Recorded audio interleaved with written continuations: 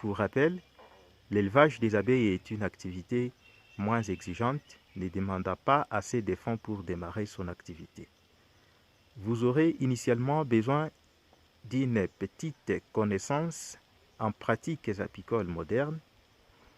Vous aurez également besoin d'un petit nombre de riches de démarrage, d'un terrain propice, mais la plus difficile et la plus simple des choses pour certains reste l'obtention des abeilles. Les abeilles qui nous sont pourtant gratuitement offertes par la nature. Rebonjour à tous, je me nomme Toussaint, je suis technicien et éleveur professionnel des abeilles. Aujourd'hui, nous allons ensemble apprendre comment piéger les abeilles. Notre exposé va tourner autour des 4 points, notamment la présentation des matériels dont nous aurons besoin, les préliminaires avant application des appâts, l'application proprement dite des appâts et pour finir, les piégeages d'une ruche. Les premiers matériels dont nous allons avoir besoin sont les appâts. Ces derniers se définissent comme les charmes pour abeilles disposant d'une grande faculté de dégager de très fortes et agréables odeurs qui peuvent attirer les abeilles dans la ruche. Nous soulignons également qu'il y a plusieurs sortes des appâts, mais aujourd'hui, nous allons seulement utiliser de la propolis et de la cire d'abeille à leur état naturel. Comme matériel toujours, nous aurons besoin d'une petite casserole pour fondre nos appâts. Nous aurons besoin d'un petit pinceau pour appliquer ces derniers, d'un brasero et peu de la braise bien entendu. Et pour finir, nous aurons besoin d'une ruche.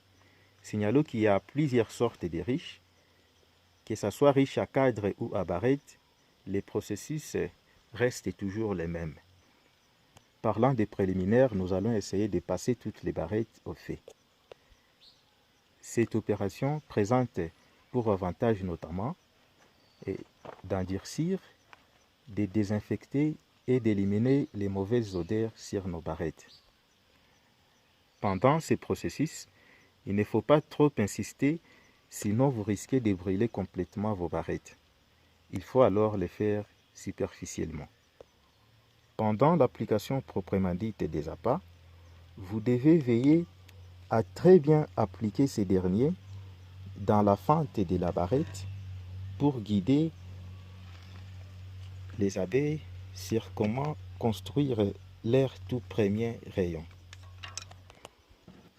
L'application intégrale des appâts étant à son issue, nous allons maintenant ranger toutes les barrettes pour aller piéger notre ruche.